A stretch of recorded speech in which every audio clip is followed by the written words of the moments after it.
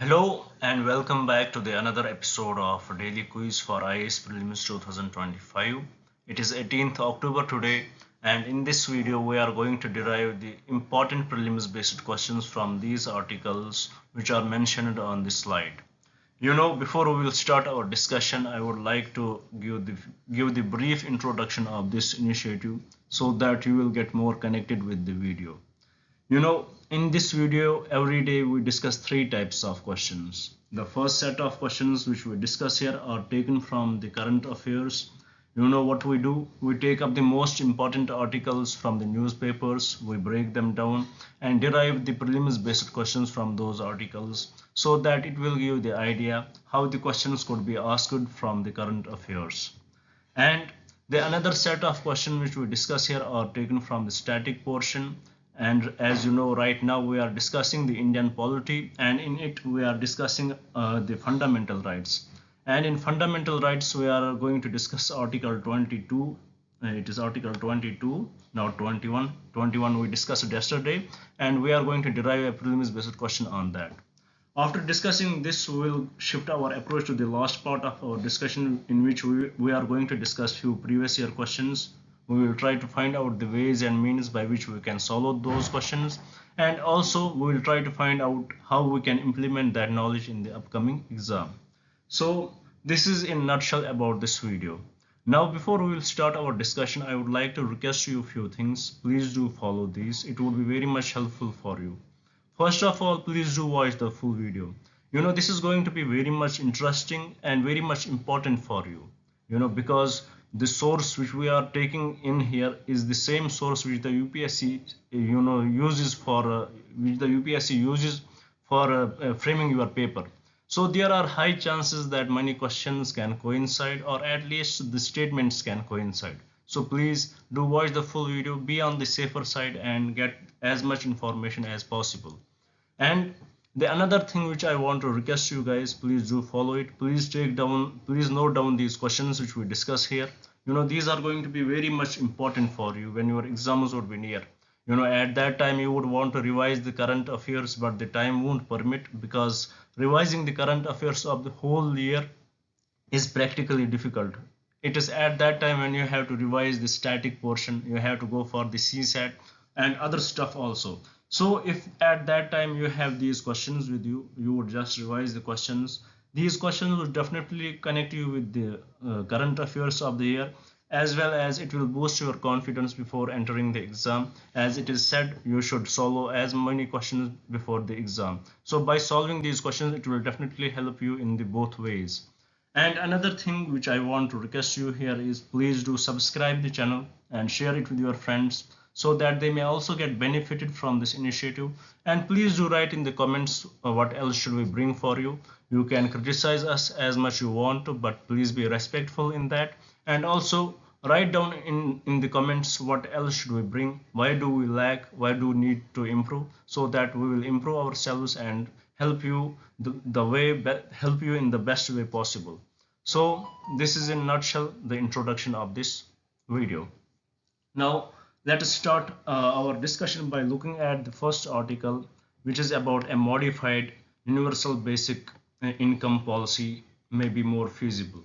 Before understanding this topic, we should understand what the universal basic income means. What are the criterions for that? To understand the universal basic income, in simpler terms, it is the basic income given by the government unconditionally to its people. It is not targeted scheme like the Kisan, the direct benefit scheme for the Kisans. It is not targeted. So we can't say that the direct benefit transfer which the Kisans get, that is a universal basic income. So we can't say that, because it is very much targeted. In the UBI, there are few, 4 characteristics which we need to understand. Now let us see what are these characteristics. First of all, it should be unconditional transfer, irrespective of the employment status, whether you are employed, whether you are unemployed, it should be given to you. So the first criteria for a scheme to be a UBI, it should be unconditional transfer. There should be unconditional transfer from the government side, whether you are employed or unemployed, whether you are earning in crores or you are earning only the daily wage. it should be very much categoric that everybody will get the benefit of this scheme. Then the second thing is it should be very much universal. It should not be like that for a particular area this would be given. For example, like in the Kisan benefit direct benefit transfer, that is not universal, that is given to a particular section of the people in our country. So it should be very much universal, it should be given to everyone, whether they are the landholders, whether they are the business people, whatever they are, it should be given to them.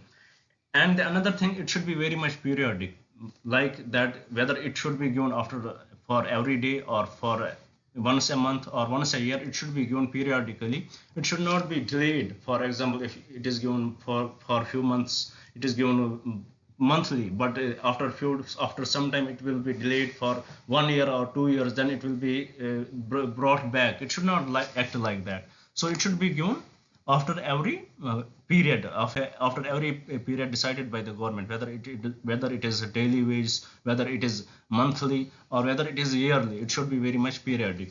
Then the fourth thing, it must be individual based. It should not be the family based, like the head of the family will get the 500 rupees or 1000 rupees. It should not like that. It should be the family, it should be the individual who is getting this benefit. So these are the few characteristics of the universal basic income. But here the question comes, is it desirable and is it feasible in our country? 100% it is desirable, but is it feasible? No, it is not feasible. Right now we can't, our government cannot afford this much money to be given to the people of our country because of the vast population we have.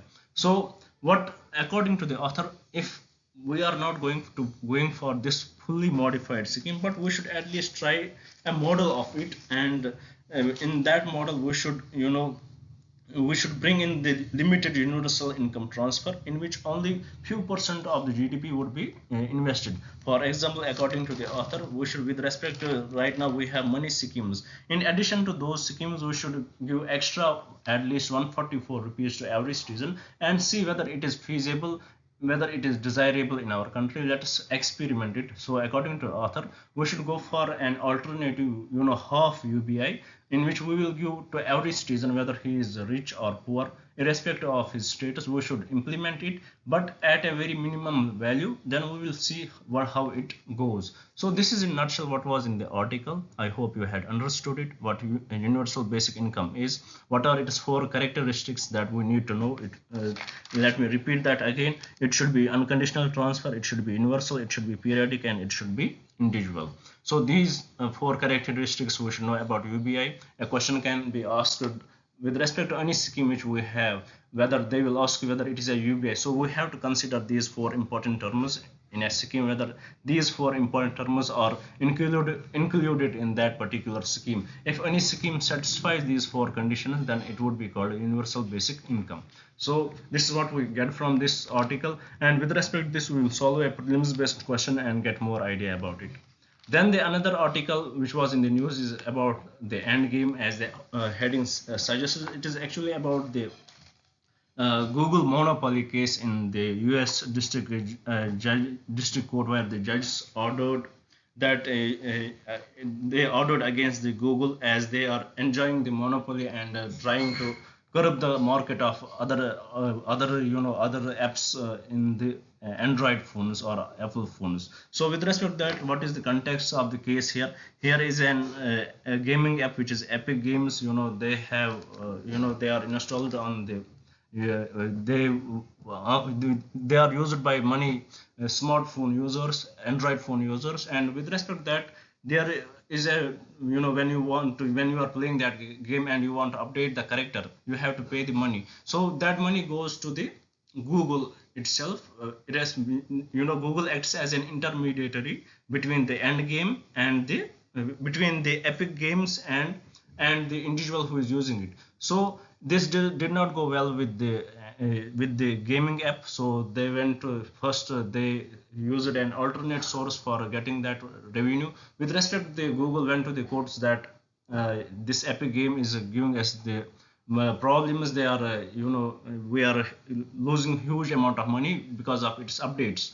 But this case it backfired on the Google, and finally the district judge, he gave the verdict that the Google is enjoying the monopoly and it is curbing the status of other apps. So he gave few instructions that how on the smartphone there should be the availability of the, first of all it should not be there as a it should not already exist there. So in and other apps should be also allowed to be used with respect to the Google and other things which were included in it. So this is the first, this is the basic step towards the ending the monopoly of the Google, and Google will definitely retaliate to it. Now we will see where this case will lead to. After that, we will solve a previous based question on the monopoly with respect to which organization controls the monopoly of trade in India. So that is what becomes important for us. Here, the third article, it is about the Human Development Index and the Gender Development Index. We need to know which organization brings it. It is the United Nations Development Program, which gives us the Human Development Index, and it shows how we are being stagnated at a position where we are not improving in it. So with respect to this, we need to know what are the important criteria which are looked into this matter. For example, good health, quality education, and gender equality. Also with respect to this, we will understand what this Gender Development Index does give us. After that, there is another article. It is about the multiple waves of doctors protest in West Bengal. We need to know after that horrific gang rape of a doctor, there have been multiple protests in West Bengal, and also we know what is the status of our medical institutes right now, the status of public institutes and the private institutes, the status of public hospitals and the private hospitals, how people are ready to spend more 7 times more than in private hospitals rather than spending on the public hospitals. So here it is the discussion which is going on. So with respect to this, we will solve a prelims based question and get more idea about it.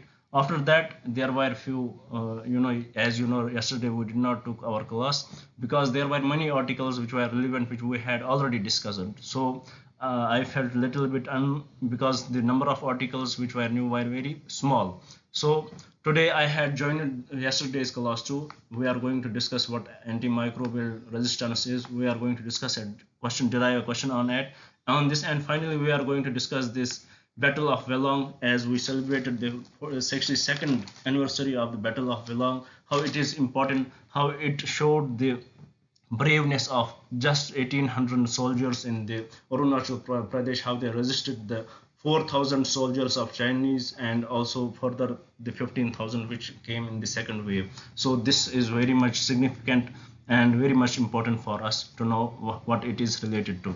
After discussing these articles from the current affairs session, we are going to shift our approach towards the static portion, in which we are going to discuss article 22, and finally we are going to derive a few previous year questions. So this is in a nutshell what was in the news. I hope you got the basic gist of the news. With this, let us shift our approach by solving the questions one by one. Here the first question is directly on the universal basic income. Let's get the idea behind it. Let's see what does the question say. It says consider the following statements regarding universal basic income. First statement, universal basic income is a welfare program that provides all citizens with a regular unconditional sum of money regardless of their income level or employment status. 100% correct. Nothing wrong with the statement. That is what we discussed. Second statement, one of the main objectives of UBI is to reduce poverty and income inequality. 100% correct. It is the main objective of it. Third, implementing UBI requires significant changes to existing taxation and social welfare system. 100% correct. So with respect to this question, all the three statements are correct, and from the code given below, the correct code would be option C. So by solving this question, you had got more basic idea about the universal basic income, and by discussing it in the introduction part, you had got what are the characteristics of the universal basic income too. So with this, let's move to the another question and try to solve that. Here the question is about the monopolies. So let's see what the question says. Which of the following organization is primarily responsible for regulating and controlling trade monopolies and ensuring fair competition in India? So it is a direct question, as we discussed it with respect to the Google's approach, how they are enjoying monopoly. So with respect to, we will solve this question. This concept becomes important for us. Is it Reserve Bank of India? No. Is it Securities and Exchange Board of India? SEBI? No. Is it Ministry of Commerce and Industry? No. Then it is Competition Commission of India. 100% correct. So with respect to this question, the correct statement is option 2 only. With this, let's move to the another question and try to solve that. Here the question is, it says, consider the following statements regarding the Human Development Index and the Gender Development Index. First, the Human Development Index is a composite index measuring average achievement in three basic dimensions of human development, which is health, education, and standard of living. 100% correct. The GDI, Gender Development Index, adjusts the Human Development Index to reflect inequalities in achievements between men and women in the same dimension. 100% correct. A higher GDI value indicates greater gender disparity in development outcomes. No, the higher GDI value indicates lesser gender disparity in development outcomes. So with respect to this question, the correct statements are option 1 and option 2 only. And with this, I hope you had got the basic idea about Human Development Index. What are the parameters to judge it? What are three dimensions? It is health, education, and standard of living. And how Gender Development Index adjusts the Human Development Index to reflect inequalities in achievements between men and women in the same dimension. For example, what is the health standard of men and women? What is the education status of men and women? And what is the earning status of men and women? So this is what we understand from the Gender Development Index and Human Development Index. With this, let's move to the another question and try to solve. Here the question says, which of the following statements are true regarding the antimicrobial resistance? This is very basic question to give you the basic information about it. First, the antimicrobial resistance occurs when microorganisms develop the ability to resist the effects of drugs that once killed them or inhibited their growth. 100% correct. Second, the misuse and overuse. These are two important terms with respect to the antimicrobial resistance. The misuse and overuse of antibiotics in humans and animals are significant contributors to the rise of AMR. Correct. Third, the antimicrobial resistance can lead to longer hospital stays, higher medical costs, and increased mortality. 100% correct. So with respect to this question, all the three statements are correct. And from the code given below, the correct code would be option C. With this, let's move to the another question and try to solve that. As this is the last question from the current affairs portion, let's get the basic idea from it. The question says, the Battle of Welong, an important conflict in Indian history, is primarily associated with which of the following events? First, the liberation of Bangladesh in 1971. No, the Indo-Pakistan War of 1947. Neither Indo-Pakistan War. Is it the Sino-India War of 1962? 100% correct. It is associated with the Sino-India War of 1962. In it, how just 800 Indian soldiers in the Arunachal Pradesh, how they rejected and how they resisted the 4,000 soldiers from China in the first wave, and in the second wave the 15,000 soldiers from China, how they resisted them to coming to the Arunachal Pradesh, and how they went away from there. So this is the most important landmark victory of India with respect to the Sino-India War, and it becomes very much important for us. So with respect to this question, the correct statement is option A only, which is 1 only. With this, we complete today's discussion with the current affairs topics. Now let's shift our approach towards the second part of our discussion, which is Article 22, the static portion. Here the question says, Article 22 of the Indian Constitution provides protection against arrest and detention in certain cases. 100% correct. Which of the following statements are correct regarding this article? First, it guarantees the right to be informed of the ground of arrest. 100%. If you are arrested for some reason, so the authorities have to tell you why you are arrested. Second, it applies to only preventive detention, not to punitive detention. There are two types of detention, which is preventive and punitive. In preventive detention, the authorities, if they doubt anybody is going to do any problem, they will arrest him. So it comes under the preventive detention. And punitive is if anybody is accused of any problem, So it is not, it only does not, it applies only to preventive detention. It is totally incorrect. It applies both to preventive and punitive detention. But there are some, some exceptions may be given here if, conditions are different. So there can be some exceptions, but overall it applies to the both. Third, a person arrested without a warrant must be produced before a magistrate within 24 hours. 100% correct. So with respect to this question, the statements which are correct is 1 and 3 only, and from the code given below, the correct code is option B. So the whole idea of taking this question is to give you the idea how the question on this topic can be asked in the UPSC's exam or any civil service exam. So with this, let's move to the last part of our discussion and derive some previous year questions and get the knowledge from those questions. Here the first question is, who among the following used the phrase the un-British to criticize the English colonial control of India? This is very much simple and very much easy to answer, because you would have often gone through this. You would have often, as you are, I believe that you are a serious aspirant of the UPSC exam, you are seriously studying it, then you would have definitely heard a book titled Poverty and Un-British Rule, and it is the one and only the Dadabhai Nehruji who has published it, who criticized the English colonial control of India by saying it is un-British, that what British is doing in its home country, it is very much different from what it is doing in India. So that's what the Dadabhai Nehruji, he published a book called Poverty and Un-British Rule in India. So with respect to this question, the correct statement is option C. Now coming to the last question of today's discussion, who was the Viceroy of India when the Rowlatt Act was passed? Is it Lord Irwin? No. Is it Lord Reading? No. Is it Lord Wavell? No. It is definitely Lord Chelmsford. 100% correct, as he was the Governor General from 1916 to 1921. So with respect to this question, the correct statement is option C. With this, we complete today's discussion. I hope you would like the video. I hope you would share it with your friends. And I definitely hope you would subscribe the channel. And please do write in the comments what else should we bring for you. Thank you for staying with us. Thank you very much. Have a nice day.